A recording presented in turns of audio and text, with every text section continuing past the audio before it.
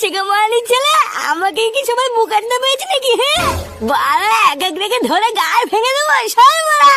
এইসব তুমি কি বলছো? চুপ করো, বাবা বাড়িতে আছে। এই দেখ মাগি, ঘরের বউ ভুদা ঘরের বউর মতন থাকবি বুঝলি তো, ভাতারের উপরে কথা বলবি না। বাড়া এদিকে আমার সব পুঙ্গা মারা হয়ে যাচ্ছে আর তুমি সত্যি সাজছ। হ্যাঁ চালা অনেক দেখেছি, বাড়া আজ রাতে একটু হেসতে হেসতে করে ছাড়বো। এই কি হয়েছে রে? এত রাতে কি শুরু করে দিস তুই? হ্যাঁ এটা কে রে মারা? ভোদার মা আমার জীবনটা নিয়ে ছিনিমিনি খেলে তুমি এখন আমাকে এসে চমকাচ্ছ ওরা। এই কি হয়েছে? কি বলি তুই? কি হয়েছে বাল বাগা মেনছে, তুমি কিছু বোঝো না? আমার এই সম্পত্তির ভাগ চাই মারা। অনেক ঝামেলা দেখেছি আর না বাড়া, আমার ভাগ আমাকে বুঝিয়ে দাও, আমি চলে যাবো। এই কি কি কি কি বললি? তুই সম্পত্তির ভাগ নিবি?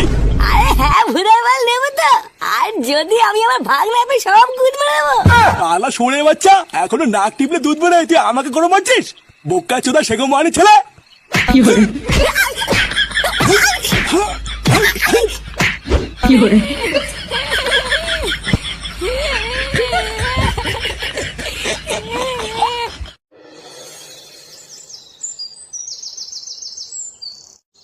আরে একই ডাক্তার বাবু, আপনি এত সকালে আমাদের বাড়িতে? কালকে থেকে তো আমি আপনার কথাই ভাবছিলাম, আর দেখুন আপনিও চলে এসেছেন। আসলে নান্টু বাবু, আমি না আপনাকে একটা বিশেষ খবর দিতে এসেছিলাম। আরে ডাক্তার বাবু, আপনি আর আমাকে কত বিশেষ খবর দেবেন বলুন তো? সেই দিনকে রাত্রেবেলায় আপনার মুখ থেকে ওই খুশির খবরটা শুনে আমি যে কি খুশি হয়েছিলাম আপনাকে আর কি করে বলি। আর সেই খুশিতে খুশিতে আমি তো আমার সন্তানের নামও ঠিক করে রেখেছি। যদি ছেলে হয় তাহলে তো আমি ঠিক করে রেখেছি ওর নাম দেবো বদনা, আর যদি মেয়ে হয় তাহলে নাম দেবো পুটকি।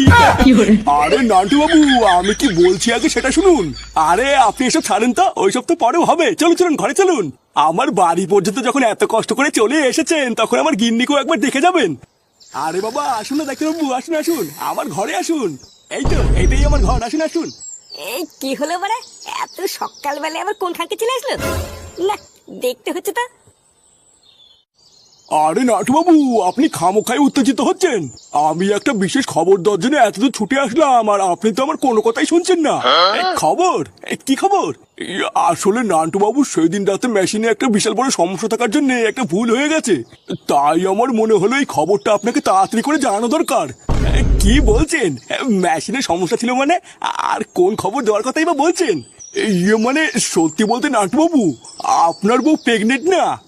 আসলে সেই দিন রাতে যে মেশিনটাই চেক করেছিলাম, সেই মেশিনে একটা ছোট সমস্যা থাকার জন্য ভুল ভাল দেখেছিল। আপনার বউর তেমন কিছু হয়নি, ওই সামান্য একটু গরম লেগে মাথা ঘুরে পড়ে গেছিল। কি বলছেন ডাক্তার বাবু?